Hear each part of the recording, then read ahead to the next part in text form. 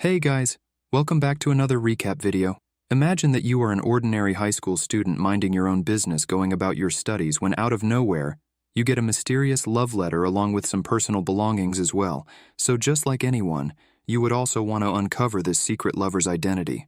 This may sound fun, but wait till you see the twists and turns this show has for you. The story begins with our protagonist, Keiki Kiryu. He's right in the middle of this crazy dream, surrounded by 3 girls he's going to meet real soon. But then, bam, his dream gets cut short because his little sister, Mizuha, decides it's a good idea to crash in his bed in the middle of the night. Keiki doesn't hold back. He lets out a shout, demanding to know why she's in his bed. Kiki's all worked up, telling her to cut it out because being around her just reminds him how bad he wants a girlfriend. School's the next stop, and what do you know? He gets a message from his senpai, Sayuki. Now, Sayuki's a total looker, but she's also struggling with her calligraphy clubroom. It's turned into a mess because she's been practicing like crazy. Kiki rings up his buddies and even ropes in his sister to help out. Little Yuka, the one who's a year younger, isn't too thrilled because she and Sayuki don't exactly get along. Then there's Mao, the red-haired classmate of his. Mao's got no patience for their chit-chat. She's all about action. After a bit of cleaning hustle, they wrap things up and Kiki gives them the green light to take a breather. Kiki hangs back though, tidying up the last bits and bobs. Just as he's about to make his exit, he stumbles on yet another love letter with his name on it. His joy's off the charts, but then he's hit with a curveball. There's a pair of panties tucked in there too. He turns to his buddy Shuma for advice, but Shuma's clueless and kind of uninterested. Luckily, the fact that the letter was in the clubroom narrows down the suspects. Keiki's on a mission. Now he's got to find out who's behind that heartfelt confession. And wouldn't you know it, he crosses paths with Sayuki, who's suddenly all about spending time in that clubroom. She even throws out an invite for a sleepover in the clubroom, of course. However, Keiki turns down the offer. Despite strongly suspecting Sayuki's involvement, he's committed to cracking the case. His next move is to catch up with Yuka, who's chilling in the library. Yuka gets curious about Sayuki and her ample assets, believing they give her an edge with guys. Keiki kind of agrees, and as Sayuki leaves, she drops a nugget of wisdom when a girl playfully teases a guy. It might mean she's got some interest brewing. Keiki's left, scratching his head. Shuma's curious about how it went, but Keiki's not picking up any changes in behavior. He's got a touch of envy for Shuma, who's got that popularity going on. But deep down he knows he's got the potential to make someone fall head over heels for him. Things get derailed when he bumps into Mao and ends up getting smacked by a ball, leading to a little blackout. Mao's there to patch him up in the infirmary. Keiki pops the question about whether Mao would support him getting into a relationship with another girl. Mao's a bit uneasy about it and makes a quick exit, telling him not to rely on her for that. On his way home, Keiki crosses paths with Sayuki, who's being a good Samaritan to a pup that isn't hers. Kiki's a tad envious, wishing someone would give him that kind of attention. So, he takes a shot, and what do you know, he gets a cheeky reward. A kiss on the cheek. This whole scenario, along with Mizuha's intel that Sayuki was the last one to leave the clubroom, leads Keiki to a conclusion. Sayuki's probably the one who penned that love letter. He tries to bring it up with her, but in his mind, the words come out as awkward as asking her out. Sayuki eavesdrops on this and surprises Keiki by agreeing to his proposal for a date. Keiki's a bit skeptical, but Sayuki assures him it's not just about that. She's actually super grateful to Keiki for preventing the club from shutting down last year. Keiki respects her a bunch for that, but he goes ahead and asks her if there's something more brewing between them. Cue Sayuki turning a shade redder and making a quick getaway. Next day, it's like Sayuki's on an avoidance mission, which puts Keiki in a total funk. He turns to Mao for advice, and she dishes out the tough truth so he's got to step up his game a bit. If Sayuki really does have feelings for him, things will work out. So, Keiki goes into stealth mode, trailing Sayuki after school and catching her to spill the beans that he's onto her secret, and he's dead serious about her. Sayuki blushes, reassures him, but hints she needs a chat the next day. That day's like forever, but when it finally arrives, Keiki's in for a shock. Sayuki's sporting a collar and bearing it all, revealing an unexpected desire to be treated like a pet. Keiki's completely caught off guard by Sayuki's confession, which is way beyond what he saw coming. It turns out that his assertive approach actually convinced her to embrace the role of being his pet. You see, she's got a kink for being mistreated. Later on, Keiki catches wind that the teacher found the clubroom door wide open. A new theory takes shape. Someone slipped in, stayed hidden, and then slipped out, leaving the door unlocked when Keiki exited.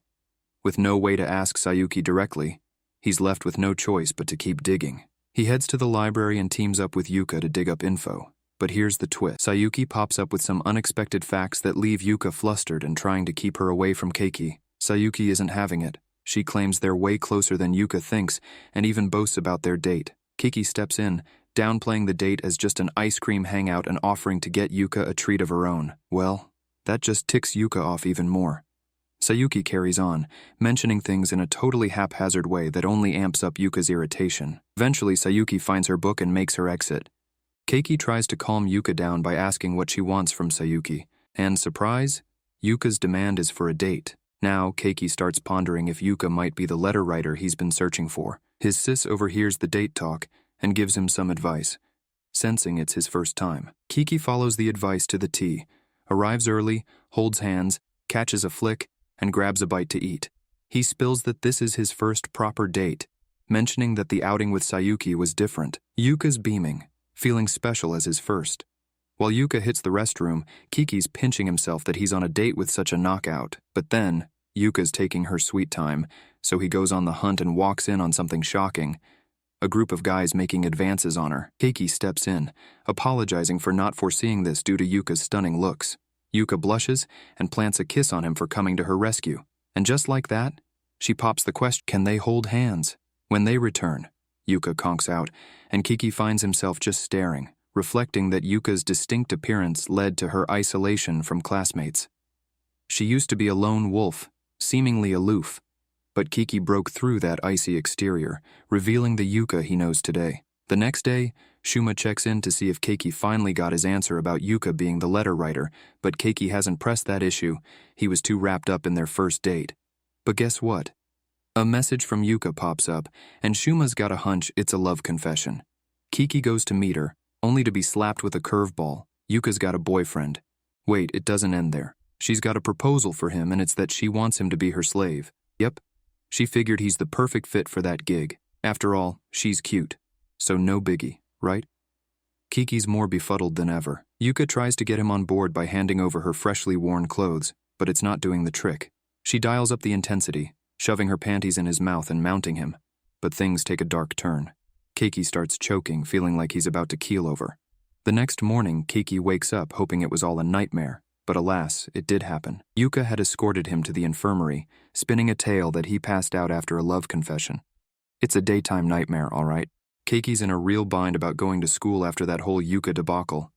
He's utterly embarrassed and ashamed, but he knows he can't just bail without a solid reason. He does his best to dodge Yuka, but she leaves her bra in his locker pretty hard to ignore. So, he bites the bullet and goes to talk to her. Yuka goes all storyteller on him, reading out a tale as she's written about her desires involving him. This sends Keiki into a whole new level of trauma. It hits him that she wants him as a submissive slave to her dominatrix. Cue Keiki's quick escape. Just as he's about to make his getaway, guess who pops up? None other than Sayuki, wielding a compromising pick she's threatening to unleash online if Keiki doesn't make a beeline for the club room. When Keiki arrives, he's thrown for a loop. Sayuki dressed up as a maid. Turns out her research led her to believe that maids were the closest thing to pets, so she's taken on the role. But Keiki's got a simple request, which is to just dress normally. Sayuki's cool with it, except there's a twist. The key to her handcuffs is stuck between her cleavage, and she needs Keiki to get it out quickly because she has to go to the bathroom. Keiki's got two options. Neither of them great, and he ends up having to retrieve the key. Sayuki tells him off for not spending as much time with her lately. Pulling out the dog analogy, a pooch gets bummed if it's not around its owner.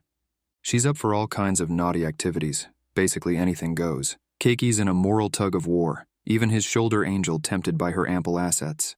But he draws the line. He won't engage in such things without genuine affection, so he takes off. Next day, Keiki confides in Shuma that it's doubtful Sayuki or Yuka wrote the letter.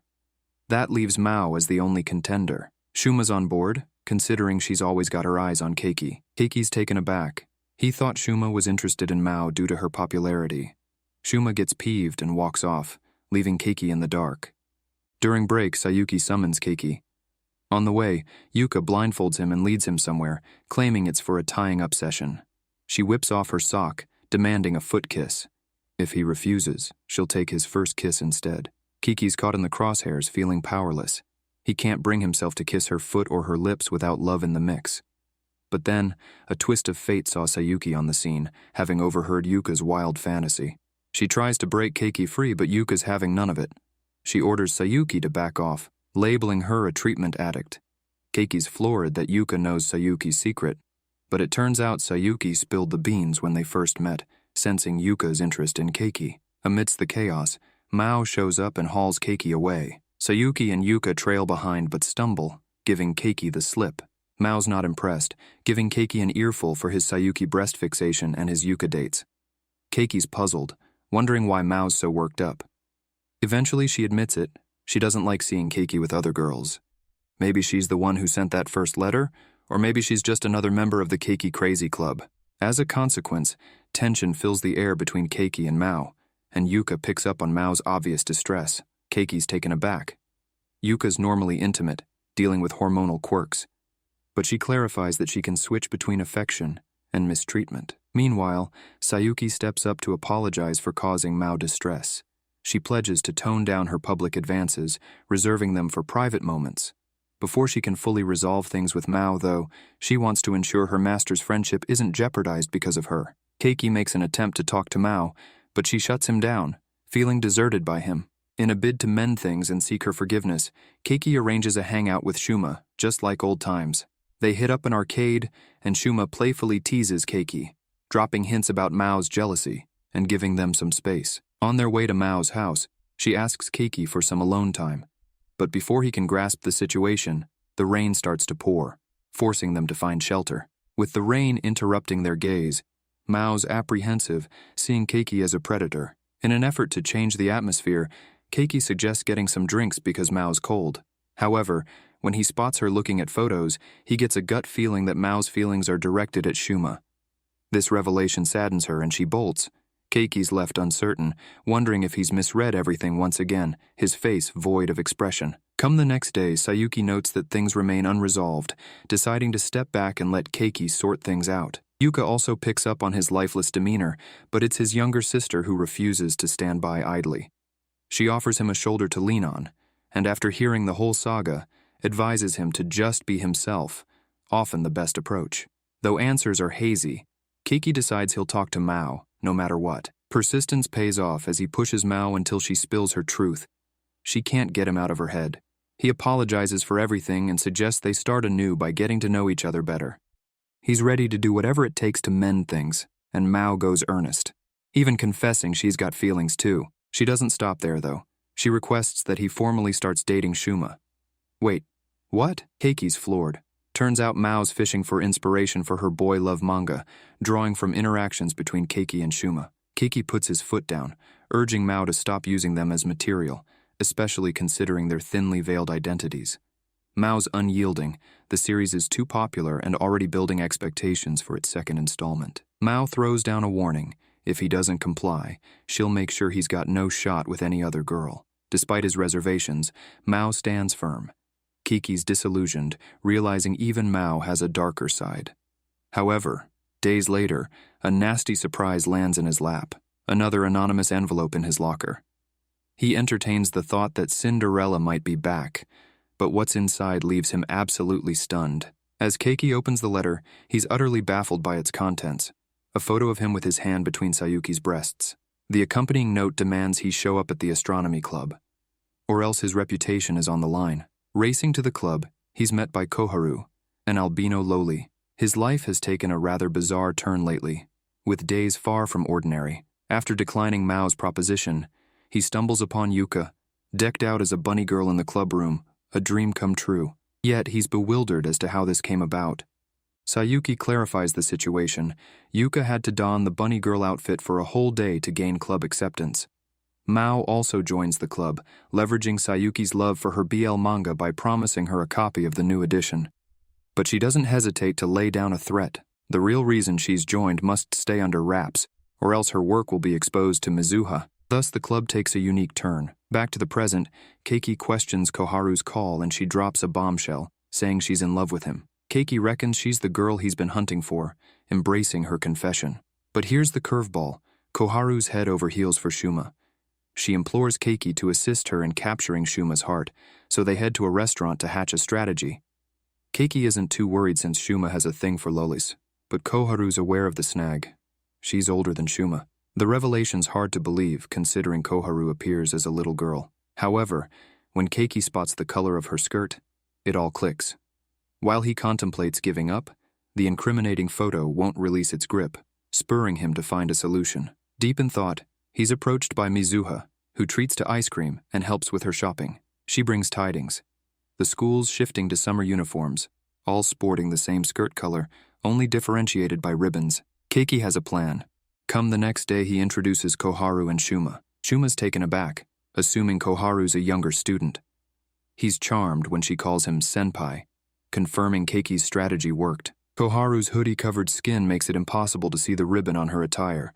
Numbers are exchanged, photos snapped. It's a dream realized for Koharu. Still, the question lingers that why hasn't the letter sender contacted Keiki? Seeking Koharu's assistance, he endeavors to identify the sender. After analyzing the context, he realizes the sender doesn't necessarily have to be from the club. Any girl who entered the clubroom that day could be the one. It's a vast territory to cover. He considers seeking information in the clubroom but changes course, seeing the waifus engrossed in their regular activities. A brilliant thought strikes. He could ask a teacher. But fate intervenes in the form of the student council vice president, Fujimoto, who stumbles and falls. Keiki leaps to her rescue, finding himself in a rather compromising position. He tries to assure her she can get up, but Fujimoto seems to relish the situation, leaving Keiki flustered. Later on, Keiki heads to the teacher to inquire if she spotted anyone unusual on that fateful day. The teacher mentions an encounter with Fujimoto, making her a prime contender as the letter's sender. While he ponders this, Fujimoto appears behind him, on a search to express gratitude for his earlier help. She gifts him chocolates, and, as she leaves, lingers for a sniff, citing the need for a recharge.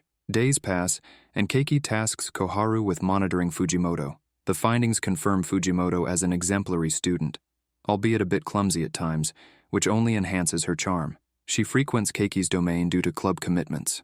Seeking solitude in his club, he encounters Yuka, who set a trap for him, a punishment for supposedly groping her breasts in her dream. In his defense, he accidentally repeats the act for real. This throws Yuka into a frenzy, and she scampers away. At this juncture, Fujimoto materializes to inspect the clubroom, ostensibly ensuring everything's in order. But more than that, she needs Keiki's help in tidying up the premises. Observing from the shadows, Sayuki sees Fujimoto as an intruder. Joining forces to clean up, Fujimoto's proximity makes Sayuki uneasy. She requests Fujimoto back off, but with Keiki's status as unattached, Fujimoto edges closer, teasingly irking Sayuki. Sayuki, not one to back down, whisks Keiki away to assert her claim. She resorts to licking him and disregards his pleas to cease. He reminisces about a similar encounter from his childhood with his grandfather's dog and recalls a technique to deter it. Acting swiftly, he applies the same technique to Sayuki. Her blush is evident, but she's entranced and departs on her own accord, unable to control herself. Back in Fujimoto, she notices Keiki's acquisition of an adult magazine. Trying to grant him privacy, she unintentionally takes a plunge into a lake. He glimpses her translucent underwear and offers his jacket. The next day, he confides in Shuma about his investigation into Fujimoto. By chance, they cross paths with her, but she evades Keiki, possibly due to lingering embarrassment. After some time, Fujimoto summons him to the student council room, expressing gratitude for the jacket and offering tea and cake. She clings to him, and he urges caution in case they're interrupted, but she's already taken precautions, ensuring their solitude. As they doze off while embracing, Keiki awakens to a shocking sight that his pants are down. Fujimoto reveals her penchant for people's scents, and his current aroma is her favorite, prompting her desire for his sweaty underwear. Disheartened by the realization that she wasn't as normal as he thought, he connects the dots that pointed to her as the letter's sender.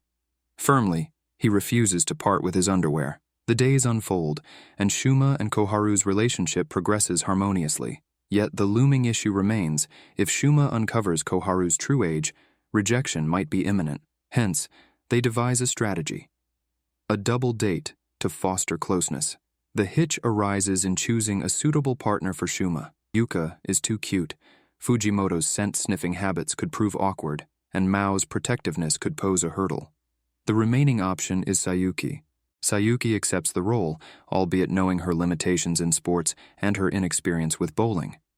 Nonetheless, she challenges with a wager. The loser must endure face painting, and the third participant must obey a command from the winner. Kiki hesitates, concerned for Sayuki, but she maintains her faith.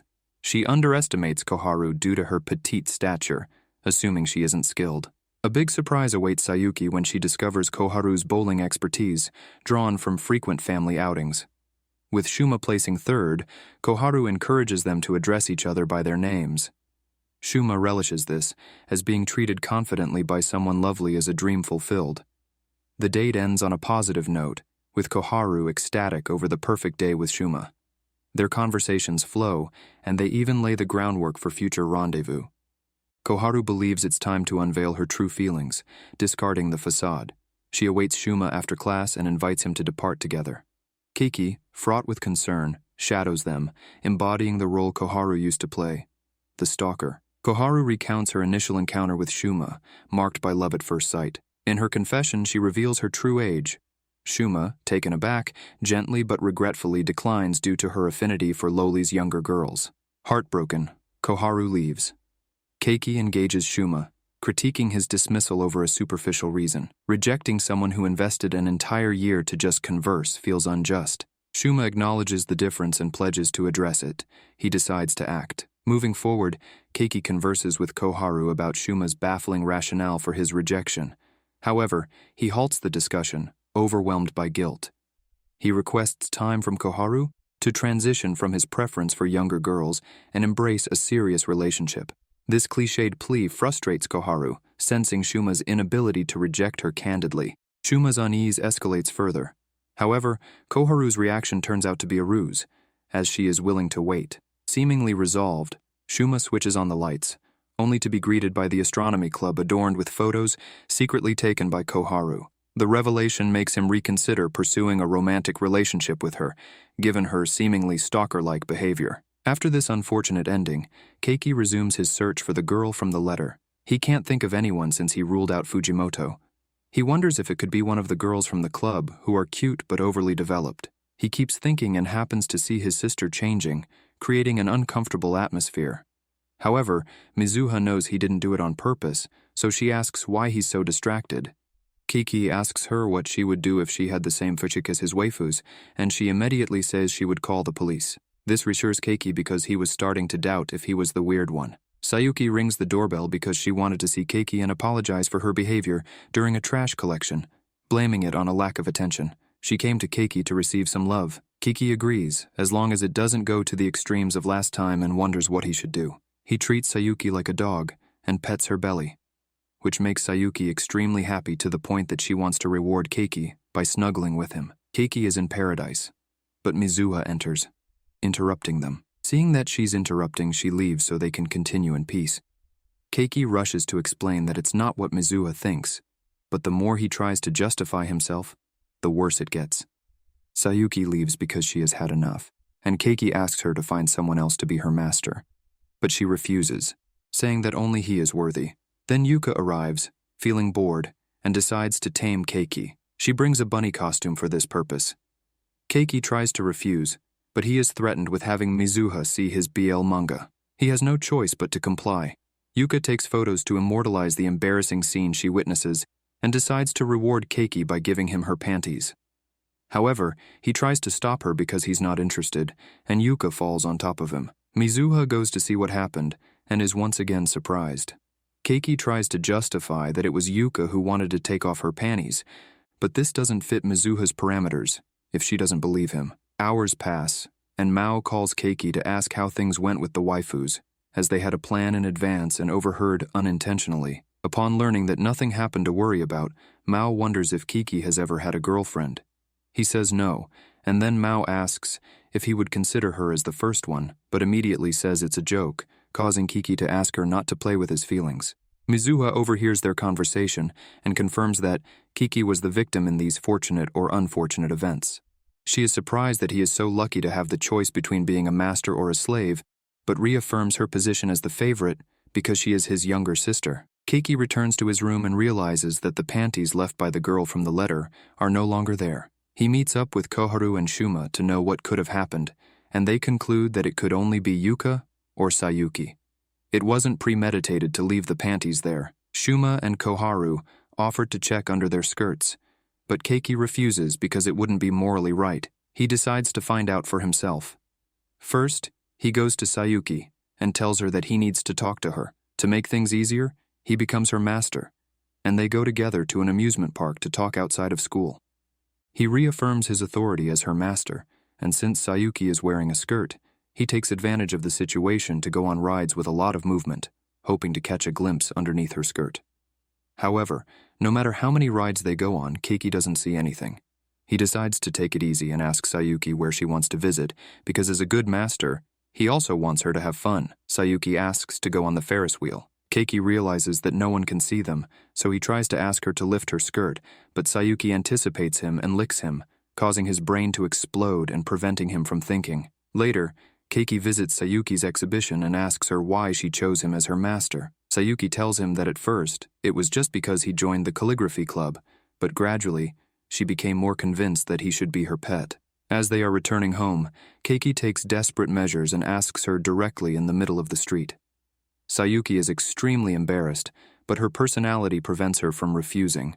So, she lifts her skirt, and Keiki is surprised because he saw something he didn't expect. Back at home, Keiki asks Mizuha if it's normal to go out without wearing pants, but she finds it impossible, which reassures him because it turns out that was the case with Sayuki. Because of this incident, Sayuki starts acting nervous and apologizes for going out like that. She realizes how uncomfortable it must have been for Keiki and promises to consider it more in the future. However, despite saying all of this, Sayuki remains uncomfortable and can't stop looking at Keiki. Yuka notices this and tries to make her jealous by getting closer and closer to Keiki, to the point where she even sits on top of him. Sayuki can't bear it anymore and leaves the club. Keiki talks to Shuma and Koharu, and they come to the conclusion that Sayuki is very important.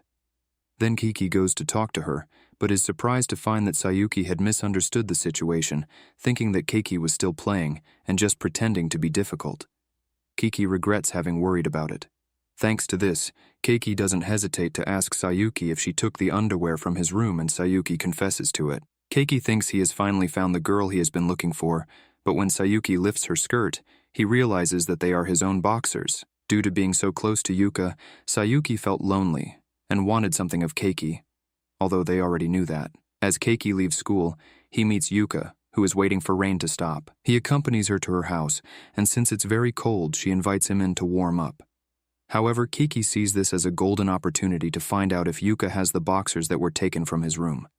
He checks in Yuka, takes a photo of him, and threatens him to become her slave as he had. In school, Keiki starts obeying everything Yuka says, and Sayuki gets upset. However, Sayuki is aware that Keiki wouldn't submit in that manner unless he was being threatened, as he prefers large breasts like hers. Yuka is also upset because her lemon-like breasts were brought into the conversation. She tries to get Keiki to say that he likes them small, but he can't lie about that and confirms that he prefers larger ones. Regardless, he obeys Yuka without complaining. Seeing how he's being treated like a dog, Sayuki decides to leave because she can't bear to witness it. Keiki starts to reflect and realizes that if he discovers that Yuka sent that love letter, he could reverse the situation of being threatened. So, he continues to obey her and the next day dresses as a butler to accompany Yuka for shopping. After feeling embarrassed while walking around dressed as a butler, they arrive and Yuka wants to take a bath after the long day. Keiki tries to peek at her underwear again, but Yuka screams because there was a spider in the bathroom. Keiki rushes to help her, but sees her name. Yuka forcefully kicks him out and punishes him for his audacity, although she also likes that he came to her rescue. She lies down on top of him and asks him to stroke her. She takes the opportunity to tell him that she loved her grandmother when she was a child and was always with her. However, when her grandmother died, she felt disappointed and chose to isolate herself from the world. Being alone became more of a choice than a result of her classmates' discrepancy. But Keiki kept talking to her despite her rejection and constant dismissals. He thought she was looking for mistreatment, but in reality, it was her who was waiting for him, because if she had wanted to distance herself, she could have simply stopped going to the library. That's why he is very special to her. Yuka goes to get something to drink, but is still shaken, causing her to trip. Keiki notices that she has his boxers, so he interrogates her, and after forcing her to talk, Yuka confesses that she took them from his room. Now that they are within reach, Keiki finally breaks free from the enslavement. The next day, Kiki expresses his envy to Shuma because he now has a potential girlfriend during the vacation. Shuma tells him that no matter how pretty Koharu is, she has some creepy aspects. When he went over to her house, he found a bunch of videos of himself in a diary detailing everything he did during the day, so they are in similar situations.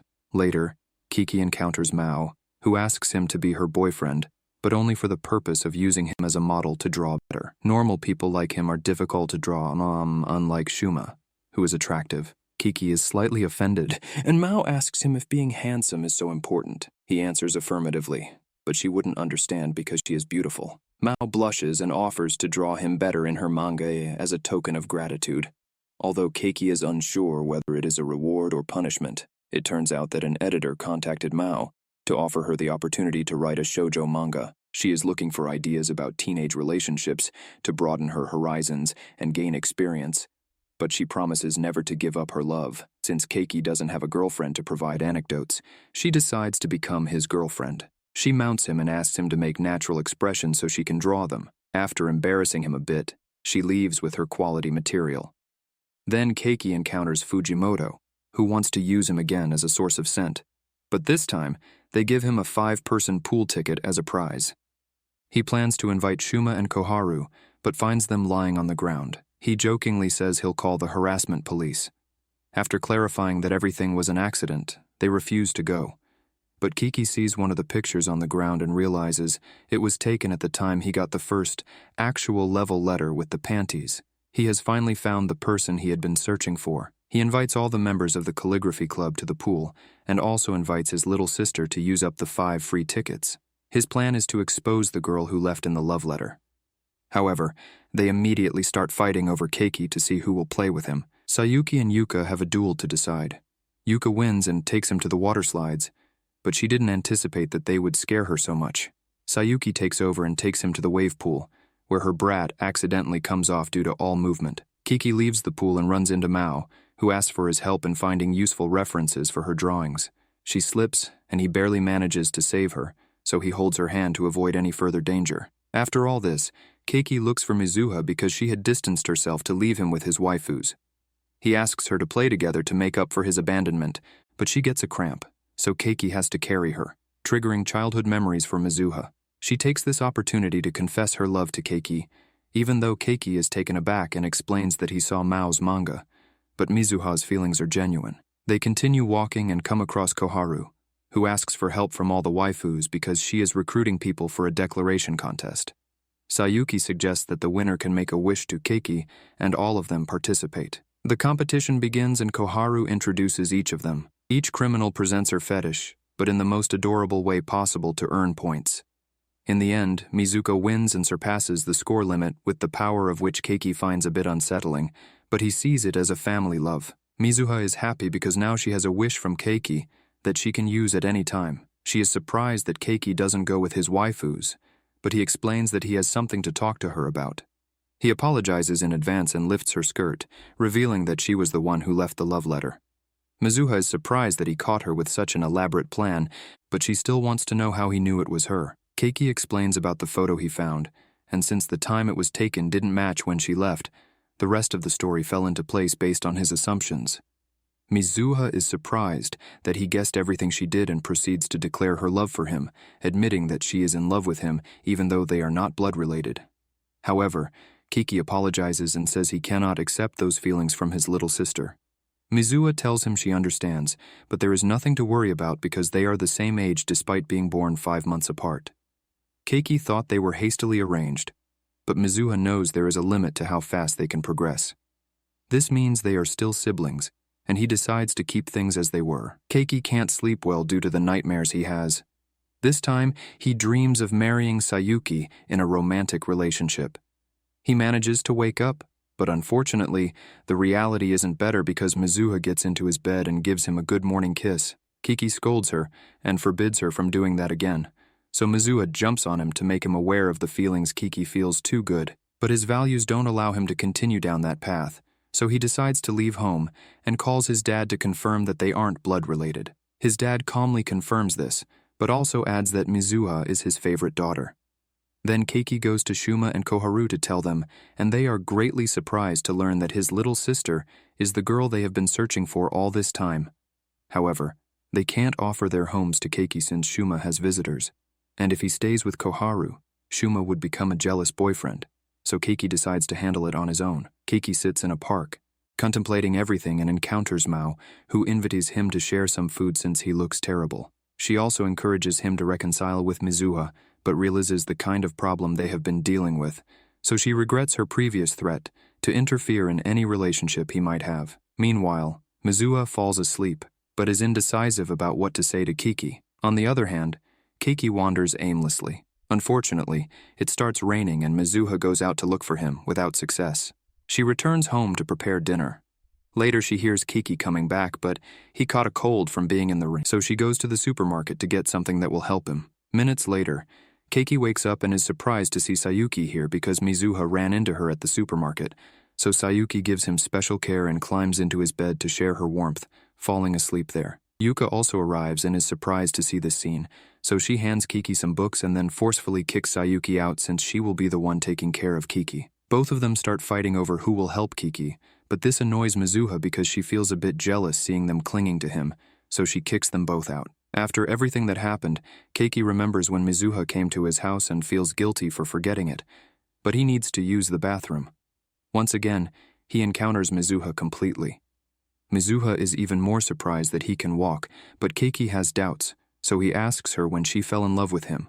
Mizuha answers it was when they first met because she had just lost the people she loved the most, and Keiki welcomed her with open arms. That's why she never wants to be separated from him. Keiki understands her feelings and makes a decision to keep things as they were, treating her as his sister, even though they are not blood-related. And so, our story ends with Keiki thinking that he is still single, but now he's surrounded by girls. What a lucky guy having all these girls after him. Well, that's all for now. Hope you guys enjoyed it.